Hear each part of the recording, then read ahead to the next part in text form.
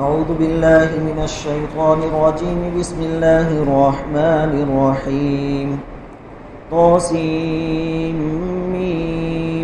تلك آيات الكتاب المبين نتلو عليك من نبأ موسى وفرعون بالحق لقوم يؤمنون إن فرعون علا في الأرض وجعل أهلها شيعا يستضعف طائفة منهم يذبح أبناءهم ويستحيي نساءهم إنه كان من المفسدين ونريد أن نمن على الذين استضعفوا في الأرض ونجعلهم أئمة ونجعلهم الوارثين ونمكن لهم في الأرض ونري فرعون وهامان وجنودهما منهم ما كانوا يحذرون صدق اللہ العظیم۔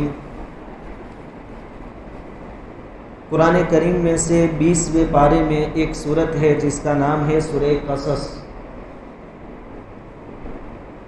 یہ سورت مکی ہے، 88 یعنی 88 آیتیں ہیں۔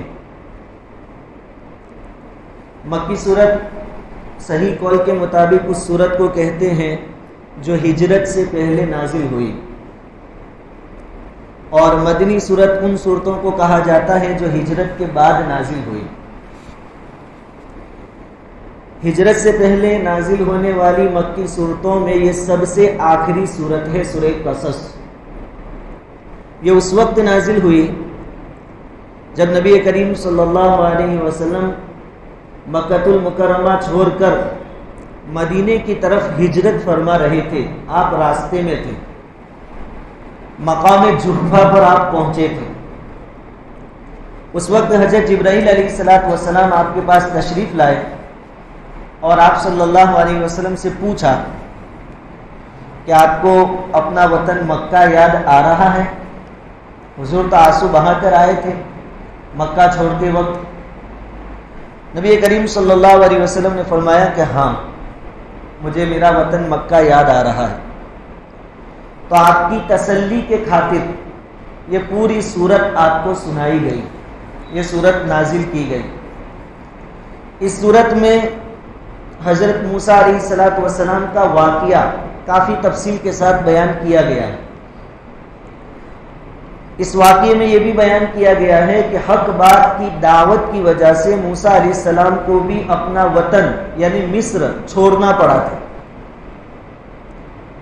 اور یہ واقعہ آپ کے ساتھ بھی پیش آ رہا ہے۔ موسیٰ علیہ السلام کو ایک وقت کے بعد ہم نے واپس مصر میں داخل کیا تھا ہماری قدرت سے، تو آپ کو بھی ایک وقت کے بعد واپس مکہ میں ہم لے کر آئیں گے، آپ یقین رکھیں۔ اور سورت کے اخیر سے کچھ پہلے یہ آیت کریمہ نازل ہے، ان الذی فرض علیک القرآن لرادک الی معاد۔ اس آیت میں بھی نبی کریم صلی اللہ علیہ وسلم کو یہ بتایا گیا کہ آپ کا رب آپ کو ضرور مکہ واپس لوٹائے گا، مکہ آپ کے ہاتھوں میں ہوگا۔ یہ بشارتیں آپ صلی اللہ علیہ وسلم کو سنائی گئی۔ خیر، اس آیت میں آج کے حالات کے متعلق بھی بہت ساری چیزیں موجود ہیں اس سورت کے اندر۔ میں نے آپ کے سامنے آیت نمبر 1 سے لے کر 6 کی تلاوت کی ہے۔ سب سے پہلے ہم ان آیتوں کا ترجمہ سنتے ہیں۔ پہلی آیت ہے طاسیم میم۔ ان کو حروف مقطعات کہا جاتا ہے۔ بہت ساری صورتوں کے شروع میں ایسے الفاظ ہوتے ہیں، ایسے حروف ہوتے ہیں، جیسے شروع میں الحمد کی صورت کے بعد سورہ بقرہ میں الف لام میم، کسی صورت کے شروع میں حامیم، الف لام را، الف لام میم را، ان کو حروف مقطعات کہتے ہیں۔ قطع کا معنی ہوتا ہے کاٹنا، اس سے لفظ بنا مقطع یعنی کٹا ہوا۔ چونکہ اس میں جو حروف ہیں وہ جوائنٹ کر کے نہیں پڑھے جاتے بلکہ الگ الگ پڑھے جاتے ہیں۔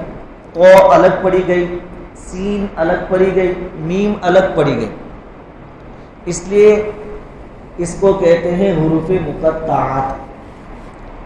اس کا معنی اکثر مفسرین کے نزدیک سوائے اللہ رب العزت کے کوئی نہیں جانتا. اکثر مفسرین کا قول یہ ہے، 90% مفسرین کا کہنا کہ سوائے اللہ کے کوئی نہیں جانتا. اب سوال پیدا ہوتا ہے کہ جب اللہ کے سوا کوئی نہیں جانتا تو اس کا فائدہ کیا ہوگا؟ مفسرین فرماتے ہیں کہ دراصل یہ ایمان والوں کا امتحان ہے. انسان کے دماغ میں جو عقل ہے وہ کسی ایک جگہ ٹھہرنے کو پسند نہیں کرتا. زمین پر تو اللہ تعالیٰ نے انسان کو بھیجا ہی بھیجا، وہاں سے انسان کی عقل اس کو لے گئے آسمان پر، چھوٹے چھوٹے سیارے اس نے حاصل کیے، وہاں پہنچا، چاند پر پہنچا، وہاں سے مریخ پر، اور اب کوشش ہے کہ سورج پر بھی جا کر آئے. تو انسان کی عقل ایک جگہ ٹھہرتی نہیں. اس میں ہمارا امتحان یہ ہے کہ جس چیز کے معنی اللہ نے نہیں بتائے ہم اس میں اپنے عقل کے گھوڑے دوڑاتے ہیں کہ نہیں دوڑاتے، اس کا امتحان. تو ہمارے لیے سبق یہ ہے کہ ہم یہ کہہ کر چھوٹ جائیں اللہ عالم بمرادی، اللہ تعالیٰ اس کی مراد کیا ہے وہ جانتے ہیں. بعض مفسرین کا فرمانا یہ ہے کہ اللہ اور اللہ کے نبی صلی اللہ علیہ وسلم کے درمیان یہ ایک راز ہے، اللہ اور اس کے رسول کے علاوہ کوئی نہیں جانتا. اور بعضوں کا کہنا ہے کہ بعض خاص جو اللہ والے ہوتے ہیں ان کو بھی حروف مقطعات کے معانی اور مطالب کا علم ہوتا ہے. جیسا کہ مجدد الفسانی رحمت اللہ علیہ کے بارے میں نے سنا کہ انہوں نے فرمایا کہ مجھے حروف مقطعات کا علم ہے. آپ کے خطوط میں یہ بات لکھی ہوئی ہے. بہت کم لوگ جانتے ہیں، لیکن ہمیں اس کے پیچھے پڑنے کی ضرورت نہیں ہے. تو پہلی آیت میں تو حروف مقطعات ہے، اس کا کوئی ترجمہ نہیں کیا جاتا. دوسری آیت ہے تلک آیات الکتاب المبین، یہ واضح کتاب کی آیتیں ہیں. یعنی اب آپ کے سامنے جو آیتیں پڑھی جائے گی وہ واضح اور کھلی کتاب کی آیتیں ہیں، اس کو غور سے سننا، دھیان سے سننا. نتلو علیک من نبأ موسیٰ وفرعون بالحق لقوم یؤمنون، ہم آپ کے سامنے موسیٰ اور فرعون کا واقعہ بالحق کی تحقیقی سچا واقعہ بیان کرتے ہیں. لقوم یؤمنون، ایمان والوں کے لیے. یعنی اب آپ کے سامنے جو واقعہ بیان کیا جائے گا بالکل سچا واقعہ ہے، اس میں ذرہ برابر کمی زیادتی نہیں. لیکن اس سے فائدہ کس کو ہوگا؟ لقوم یؤمنون، ایمان والوں کو. کیونکہ جن کے دلوں میں ہٹ درمی ہے، ضد ہے، اناد ہے، اناد کا پردہ پڑا ہوا ہے، آپ ان کو کتنی ہی باتیں سمجھا لو وہ ماننے والے نہیں. ختم اللہ علی قلوبہم، ان کے دلوں پر تو اللہ تعالیٰ نے مہر لگا دی ہے، ان کو اس سے فائدہ نہیں ہوگا. ہاں جن کے سینوں میں، جن کے دلوں میں کینہ نہیں ہے، ضد نہیں ہے، اناد نہیں ہے، ان کو فائدہ ہوگا. کیا قصہ ہے؟ ان فرعون علا فی الارض وجعل اہلہا شیعا، فرعون نے زمین میں یعنی ملک مصر میں فساد مچا رکھا تھا. بے شک فرعون چل رہا تھا مصر میں، وجعل اہلہا شیعا، اور اس نے لوگوں کی الگ الگ جماعتیں بنا رکھی تھی. یستضعف طائفۃ منہم، ان جماعتوں میں سے ایک جماعت کو کمزور کر رکھا تھا، اتنا کمزور کہ یذبح ابناءہم، ان کے وہاں جو لڑکے پیدا ہوتے ان کو ذبح کر دیا جاتا. ویستحیی نساءہم، اور ان کی عورتوں کو زندہ چھوڑ دیا جاتا. انہ کان من المفسدین، بے شک وہ یعنی فرعون تھا بہت بھاری فساد مچانے والا، فسادی آدمی تھا. ملک مصر میں فرعون کی حکومت تھی. وہاں جو لوگ رہتے تھے ذاتی کے اعتبار سے، کاسٹ کے اعتبار سے فرعون نے ان کی الگ الگ جماعتیں بنا رکھی تھی. یہ اونچی جاتی کے لوگ، یہ میڈیم، یہ پست پچھلے، ایسی الگ الگ جماعتیں اس نے بنا رکھی. اور یہ جماعتیں الگ الگ بنانے کا مقصد بھی یہی تھا، ڈیوائڈ اینڈ رول. یہ چھوٹی چھوٹی جماعتیں آپس میں لڑتی رہیں تو حکومت سے حق بات کے بارے میں کوئی پوچھے نہیں کہ آپ کیا کر رہے ہیں. آپ انصاف کیوں نہیں کر رہے ہیں، حکومت تک سوال کرنے کی نوبت ہی نہ آئے، یہ لوگ آپس میں ہی اندر اندر کیا کریں، لڑتے رہے۔ تو یہ الگ الگ جماعتیں بنائی تھی، اس میں جو ایک جماعت تھی جن کو بنی اسرائیل کہا جاتا ہے، یعنی حضرت یعقوب علیہ السلام کی نسل تھی، ان کو تو انتہائی ذلیل اور رسوا کر کے رکھا تھا۔ مصر میں بنی اسرائیل کہاں سے آئے تھے؟ کنعان سے آئے تھے۔ بنی اسرائیل کس کو کہتے ہیں؟ یعقوب علیہ السلام کا دوسرا نام ہے اسرائیل۔ آپ کے 12 بیٹے ہوئے، ان سے جو نسب چلا، سلسلہ اولاد چلا، ان تمام کو بنی اسرائیل کہا جاتا ہے۔ بڑے بڑے انبیاء بھی ان کے اولاد میں پیدا ہوئے، خود آپ کے بیٹے یوسف بھی نبی تھے علیہ السلام۔ یوسف علیہ السلام کے واقعے میں ہم نے سنا تھا کہ بھائیوں نے، کنعان میں رہتے تھے، بھائیوں نے یوسف علیہ السلام کو کنویں میں ڈال دیا تھا۔ اللہ کی تدبیر کے ماتحت ایک قافلہ آیا، یوسف علیہ السلام کو اٹھا کر لے گیا، نکال کر مصر کے بازار میں بیچا۔ وہاں کے وزیر نے یوسف علیہ السلام کو خریدا، پھر آپ محل میں رہنے لگے، اور پھر اللہ تعالیٰ نے ان کو قید خانے میں بھجوا دیا۔ قید خانے سے یوسف علیہ السلام کو مصر کے تخت پر پہنچایا اللہ تعالیٰ نے۔ جب قحط سالی کا دور آیا تو وہ جو بھائی تھے وہ بھی اناج اور غلہ لینے کے لیے یوسف علیہ السلام کے پاس آئے۔ پھر یوسف علیہ السلام نے اپنی پہچان کروائی۔ پہلی مرتبہ تو کچھ نہیں کہا، بلکہ اپنا جو دوسرا بھائی تھا چھوٹا بنیامین، ایک ہیلا اور بہانہ کر کے اپنے پاس ان کو روک لیا، ایک ترتیب رکھ کر اپنے پاس اس کو روک لیا۔ پھر جب دوسری مرتبہ آئے بھائی اور رو کر کہنے لگے کہ اس بار اناج اور غلہ تھوڑا زیادہ دینا، کیونکہ ہمارے ماں باپ بوڑھے ہیں، گھر میں فاقہ ہے۔ جب ماں باپ کی حالت یوسف علیہ السلام نے سنی تو آپ کا دل پگھل گیا، اور آپ نے اس وقت راز فاش کر دیا کہ میں ہی وہ یوسف ہوں جس کو تم نے کنویں میں ڈالا تھا۔ اور پھر یوسف علیہ السلام نے اپنے بھائیوں سے کہا کہ جاؤ اور میرے ماں باپ اور میرے خاندان کے لوگوں کو یہاں لے کر آؤ، یہاں رہیں گے۔ اس وقت کنعان سے یہ بنی اسرائیل مصر میں آئے تھے، اس وقت سے یہاں رہ رہے تھے۔ جب آئے اس وقت 67 افراد تھے، 67 آدمی تھے، عورتیں مرد سب ملا کر۔ یوسف علیہ السلام نبی تھے، انہوں نے اپنی نبوت کا مشن جاری رکھا، لوگوں کو دین کی دعوت دی مصر والوں کو۔ یہ جو آئے تھے وہ یوسف علیہ السلام کے خاندان کے لوگ تھے، یہ بھی نیک لوگ تھے، انہوں نے بھی دین کی دعوت دینا شروع رکھی۔ پھر رہتے رہتے حالات یہ ہو گئے کہ مصر کی اکثریت مسلمان ہو گئی، مصر میں بہت زیادہ لوگ مسلمان ہو گئے۔ انہوں نے اپنا مذہب بھی بدل دیا، اسلام میں داخل ہو گئے، اپنا لباس، رہن سہن سب کچھ بدل کر مسلمان ہو گئے، پکے مصری لوگ۔ پھر یہ بنی اسرائیل جو 67 تھے آئے اس وقت، پھر نسل در نسل بڑھتے رہے یہاں تک کہ موسیٰ علیہ السلام کی جب باری آئی، ان کا زمانہ آیا، وہاں تک بنی اسرائیل کی تعداد مصر میں 20 لاکھ ہو چکی تھی، 20 لاکھ بنی اسرائیل۔ لیکن ہوا کیا کہ یوسف علیہ السلام دنیا سے رخصت ہو گئے، اور اس وقت کے جو نیک لوگ تھے وہ رخصت ہو گئے۔ پھر یہ جو بنی اسرائیل تھے جن کی دعوت پر مصری مسلمان ہوئے تھے، یہ بنی اسرائیل خود بگڑ گئے، اور انہوں نے اپنے طور و طریق چھوڑ کر مصریوں کے طریقے اختیار کیے۔ مصری لوگ تو مشرک تھے، تو انہوں نے بھی مشرکانہ رسم و رواج میں حصہ لینا شروع کیا، یہاں تک کہ اس میں پھر آگے بڑھتے گئے اور نوبت یہاں تک پہنچی۔ یہ بنی اسرائیل جن کی دعوت کی وجہ سے مصری لوگ مسلمان ہوئے تھے، خود مشرک ہو گئے، ان کی نسلیں، آنے والی اولادیں مشرک ہو گئے، اور پھر شرک میں اتنے آگے بڑھے کہ اللہ تعالیٰ نے ان کی ہدایت کے لیے جو نبی بھیجے تھے ان کو بھی انہوں نے شہید کرنا شروع کر دیا۔ تو ان بنی اسرائیل کو اللہ تعالیٰ نے یوسف علیہ السلام کی برکت سے اور دین کی دعوت کی برکت سے 400 سالوں تک مصر کی حکومت دے رکھی تھی۔ لیکن جب ان میں بگاڑ آیا اور یہ 2 بڑے گناہ انہوں نے کیے، شرک کیا اور انبیاء کرام کو ناحق شہید کیا، تو اللہ رب العزت کی پکڑ ان کے اوپر آئی، اور اللہ تعالیٰ نے فرعون کو ان کے اوپر مسلط کیا۔ اب فرعون ان کے اوپر ظلم و ستم ڈھا رہا تھا، انتہائی ظلم و ستم۔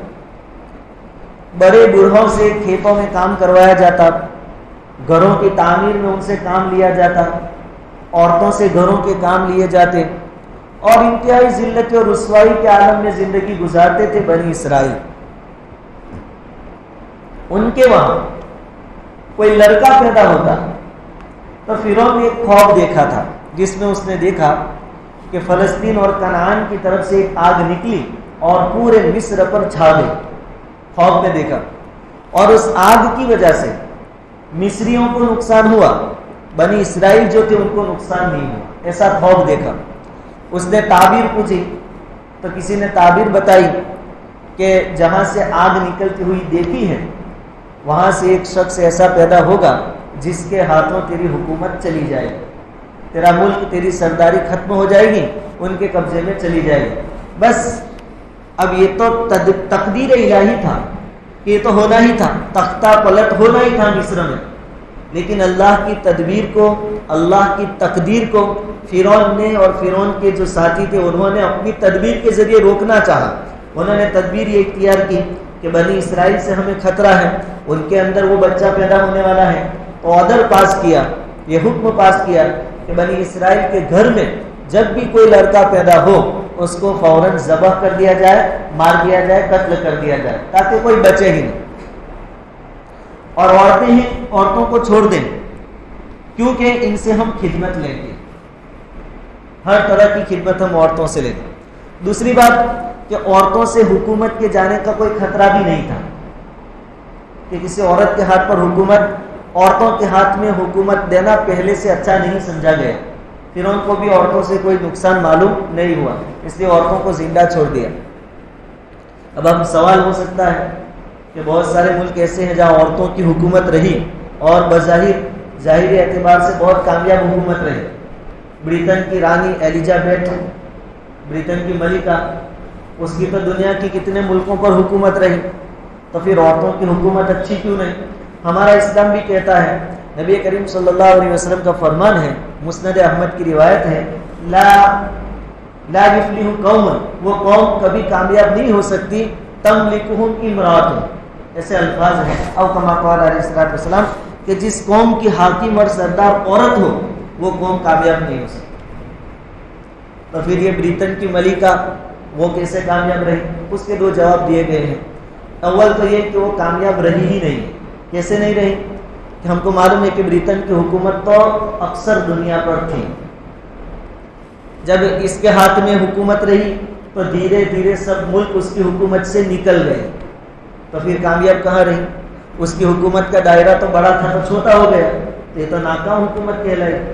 اور دوسرا جواب یہ ہے کہ یہ حکومت کامیاب نہیں رہی، وہ اس لیے ہم کہتے ہیں کہ وہ جو ملکہ تھی، پرنس تھی برطن کی، وہ خود کوئی فیصلے نہیں کرتے تھے، بلکہ پارلیمنٹ کے جو رکن ہوتے تھے سب مل کر مشورہ کرتے، اس کے بعد طے ہوتا، پھر فیصلہ ہوتا.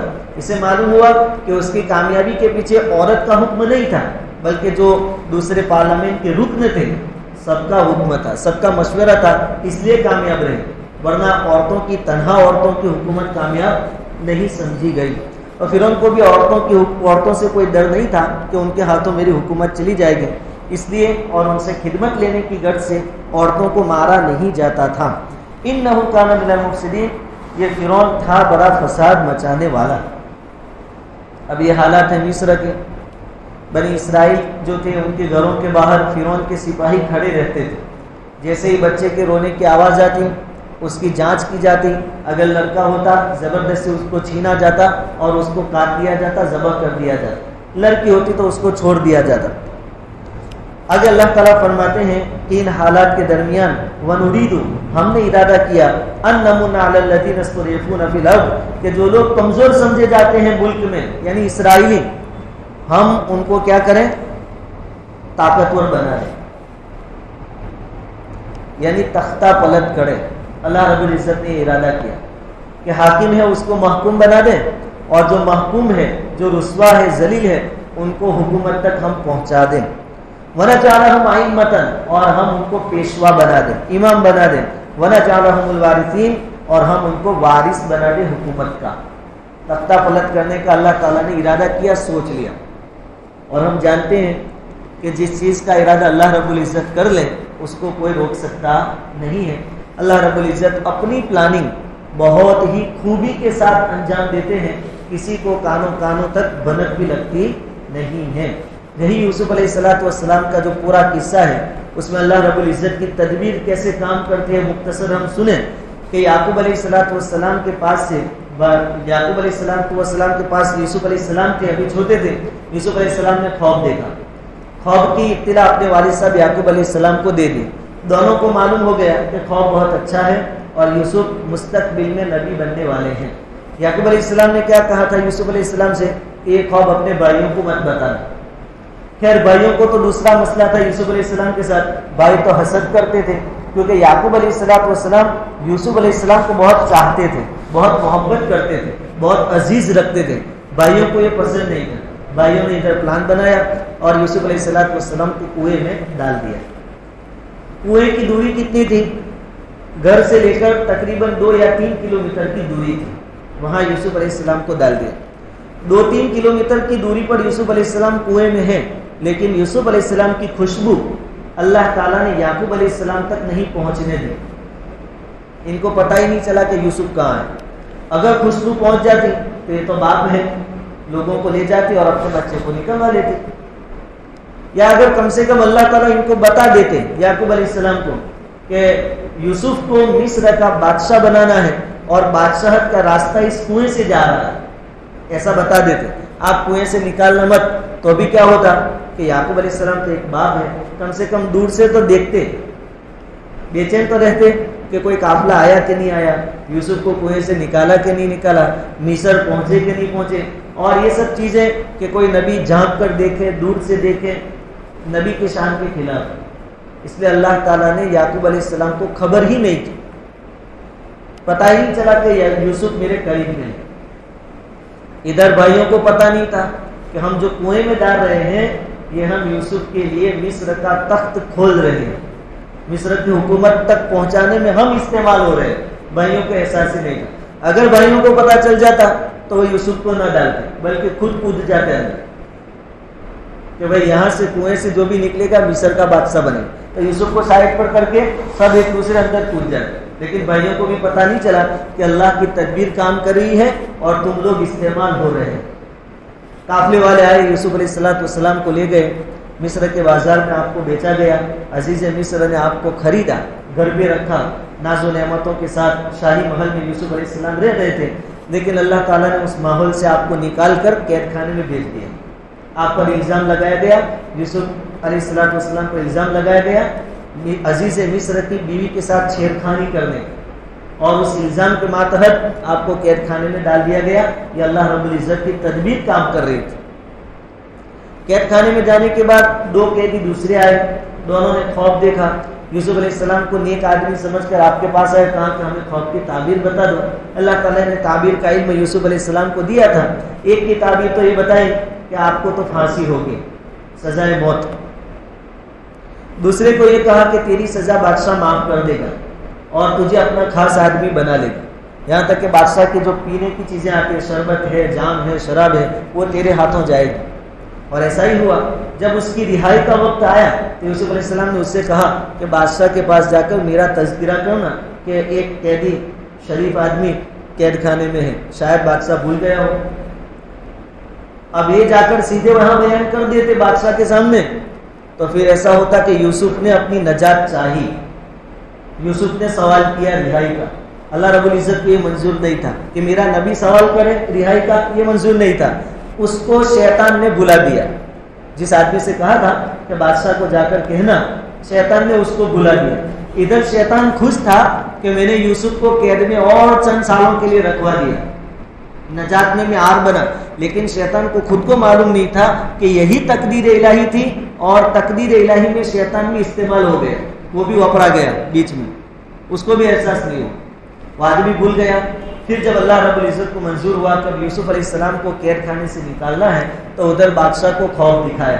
بادشاہ نے خواب دیکھا، درباریوں سے کہا کہ اس کی تعبیر بیان کرو، تو کسی نے کہا کہ یہ تو سب بکواس ہے اور ایسا کہیں ہوتا نہیں ہے، یہ تو خیالات ہے۔ ہم بھی بعض مرتبہ کوئی بہت پیچھے پڑت گئے تھے کہ سردی کی وجہ سے ایسے خواب آتے رہتے ہیں، ٹھنڈی کی لمبی راتوں میں ٹینشن نہیں لینا ہے، تو ایسا کسی نے کہہ دیا، اس کو چین نہیں پڑا۔